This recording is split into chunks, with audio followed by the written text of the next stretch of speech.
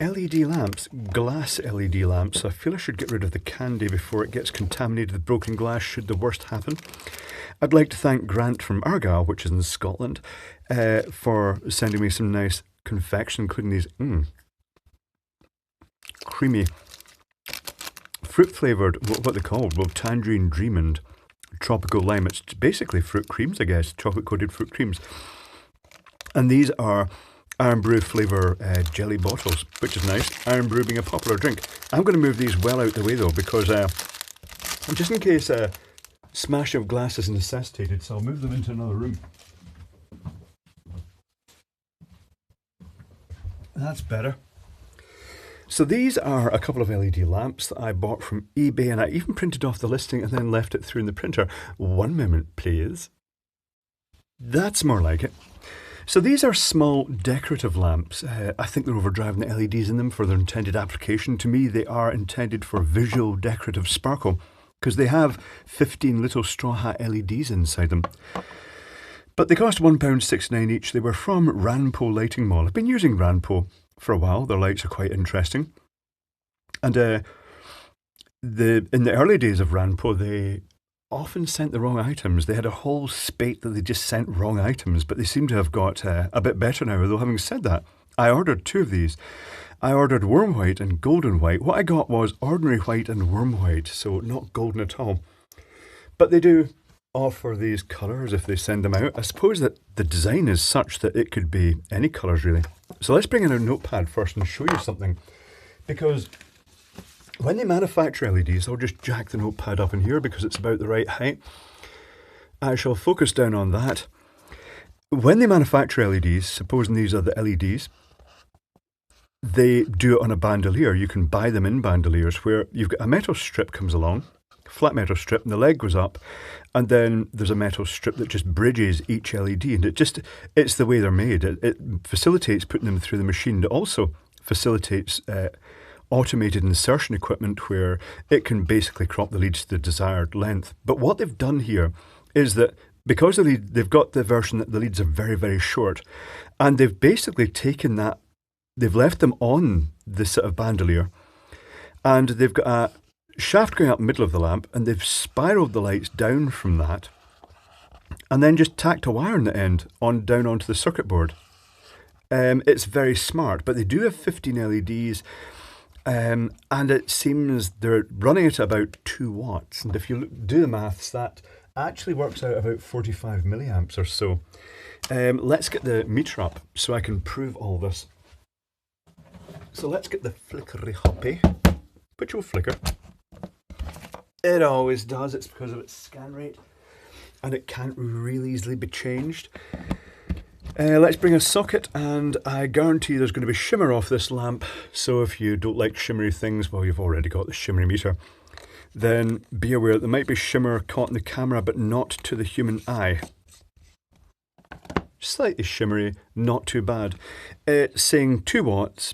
Power factor is abysmal, 0.165, which is what I'd expect for this circuit because it's only 45 volts being dropped across LEDs, and it is almost certainly a capacitive dropper. And 50 milliamps, 49 milliamps, that's a lot of current. I wonder if that's going through those LEDs. I do want to find that out. Let us open one of these lamps. So what colours do I have here? That one's fairly harsh and cold. This one, is it going to really even show? Is a warmer colour. I'd call this a warm white though. I'm not sure. Was the other one dramatically cold? I suppose it wasn't ice cold. I'd call it standard white. It's not cold white, but it's not warm white either. But this is one they presumably sent as warm white. Okay. So I shall open the one that I like the least, which is the sort of like the colder white. So the construction of this is such that I can see a circuit board in the base here.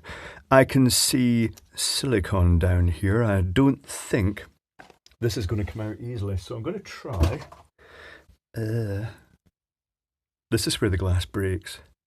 You know what I could do? I could do a special magic box trick. The magic box. Insert the lamp into the magic box,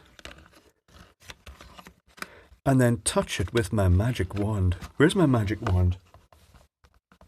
Oh, here it is. That's it.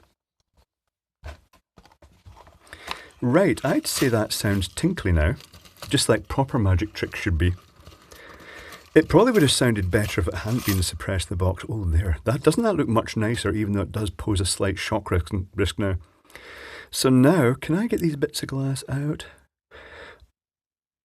You can see the spiral there. I've got the urge to unwind the spiral. Should I unwind the spiral? I should unwind the spiral. Drag it out straight. That would also let us do a current test on it. One moment, please. I'm just going to desolder a wire and then unwind the spiral. Right, the soldering iron is up to temperature. I'm just ready to straighten this out. I'm going to use pink wire to extend it because I think that makes it safer just having live strings of LEDs just dangling in the air if the wire is pink. This also reminds me of that Ghostbusters line where he gets asked if he's had a slinky when he was young, and he says, yes, but I straightened it. Well, that's what I'm doing with these lights. Now you can see the construction, interestingly. There's a little solder bridge here. Let's zoom down on that.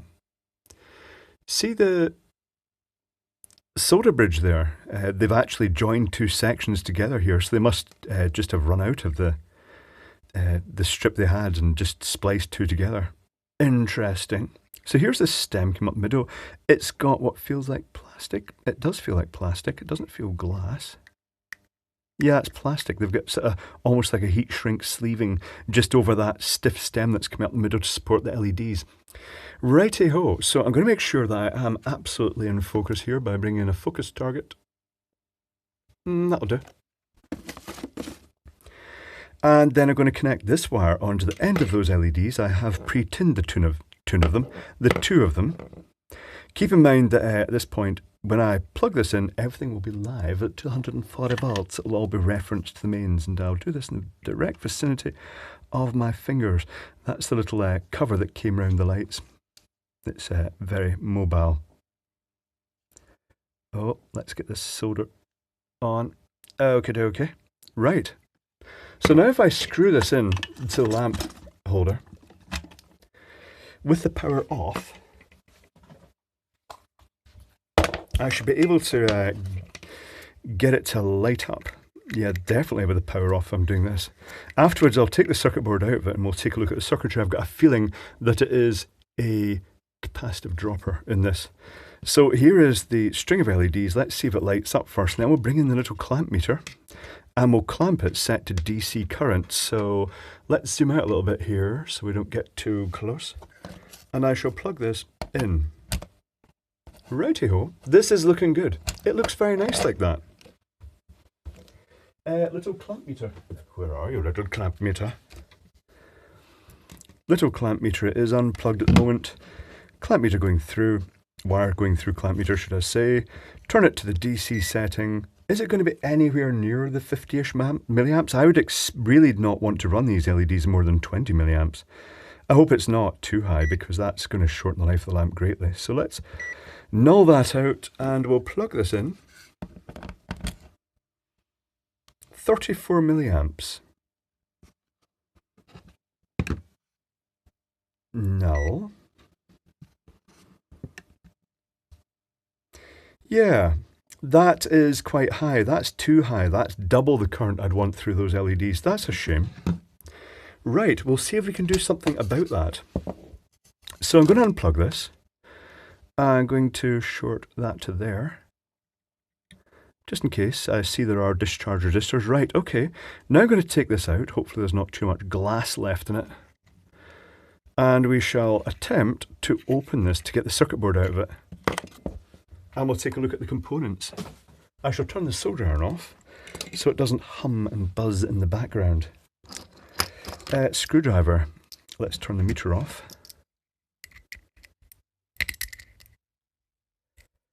The circuit board is ripe for levering out. It's kind of squarish. Squarish in a round hole. There's the big capacitor, the dropper capacitor. Oh.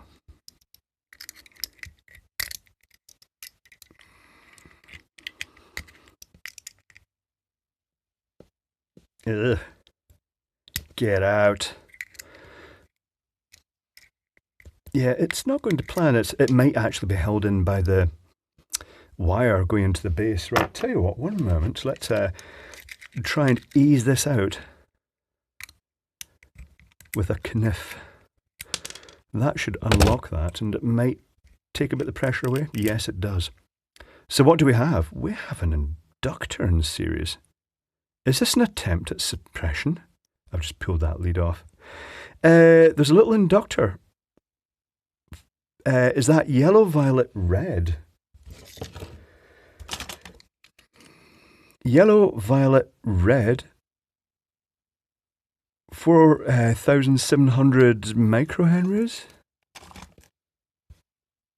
That's odd. Right, tell you what, I'm going to reverse engineer this. I would guess this capacitor can be quite high value, like 470 nano or something. Oh, it's even higher than that. Right, give me a moment. I shall reverse engineer this. Reverse engineering complete. It's no great surprises apart from that inductor and the placement of this resistor. What I've got here is it's a standard capacitive dropper with 680 nanofarad capacitor, and what that does is in each half wave it lets a portion of current flow through. There's a 1 megohm resistor across that, so you don't get a little zing off the back of the lamp. Notice that I've added a component to this one. This is for demonstration afterwards of how I've reduced the current. Not sure what the current is because the hoppy won't measure it. It's dropped down quite low. So that limits the current. It gets bridge rectified, goes through the full bridge rectifier, and then gets smoothed by this capacitor, which is... I've torn a track off this circuit board, unfortunately, but that's okay. I'm not too bothered. It's a sacrificial lamp. It's 6.8 microfarad at 250 volts. In reality, it's only going to see about 45 or 50 volts across these LEDs because there's 15 of them capping that. There's a 30 ohm resistor to kind of maybe try and soften the ripple a little bit. It's something that they do, but I'm not sure it's really that helpful. And there's a 300k resistor just to act as a slight load. That's going to help avoid that zombie lamp effect, that ghost lamp effect that because the capacitive droppers are so super efficient and LEDs are so super efficient as well, it means that if there's any slight capacitive leakage in switch wiring, it'll often make LEDs glow. This resistor here helps reduce that. Also, it means that when you turn it off instead of the lamps, the LEDs dimming down slowly, they'll go off more decisively because it will pull down the voltage in this capacitor. Otherwise, you'd see the lights go out and then they'd just stay dimming out very slowly for a long period of time at super low intensity. Another really interesting thing about this circuit board is the middle support. They've got this stiff wire that is soldered onto the surface of the circuit board. It's a single-sided circuit board. So if this is a circuit board here, and that's the copper pad that it's soldered onto, they've got it coming out like that, and it's the support shaft for the spiral of LEDs, and they've soldered it onto that. But if you think about it, that means that pad's under a lot of strain. If you drop the lamp in shipping, it could actually snap that track off. So what they've done is they've put a rivet underneath, a little U-shaped solder link that is then soldered in. And that effectively, all the solder just merges together. And it means that that shaft that's sticking out here is physically riveted to the circuit board. Let's see if I can actually show you this. Let's bring it up close and focus on that little rivet in there.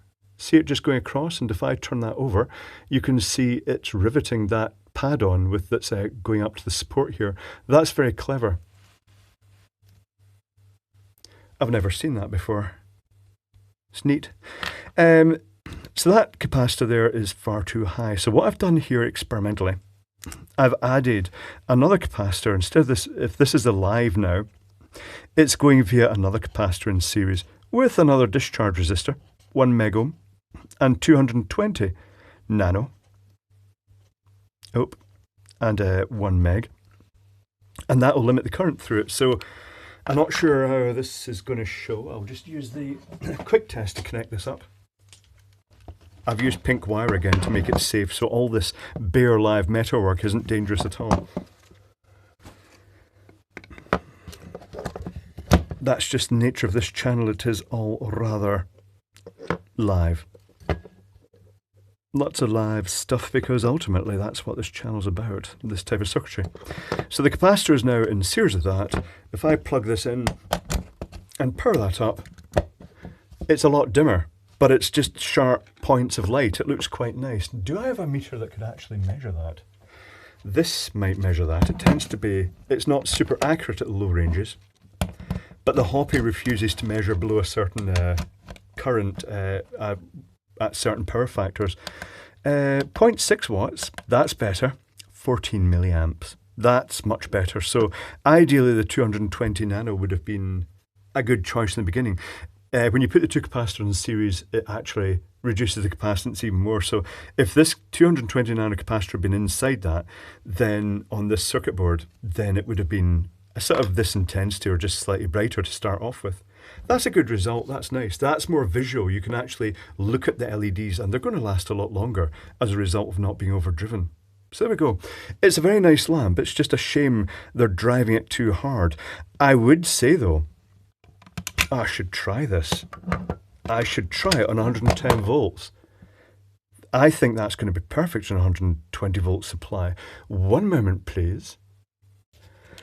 Well, I've just checked that. I can't show you it because I tested in the bathroom in the shaver socket, which is 120 volts. I actually put it at 130 volts. Strangely, this device seemed quite happy to operate at that and displayed the correct voltage and everything.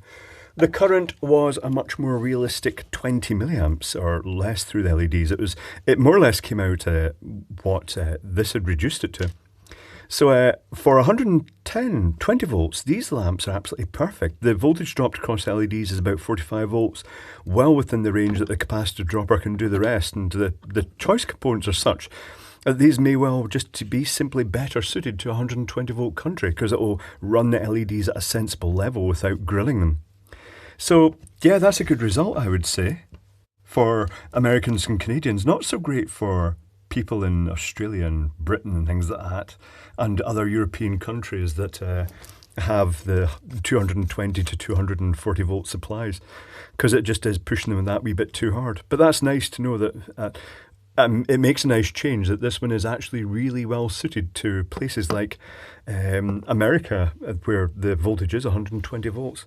Other than that, you know, the construction's nice. It's quite clever that they've done it with this bandoliered LED, just basically spiraled round a little former and then soldered onto that reinforced central support with the wire going onto it. It's a very smart design.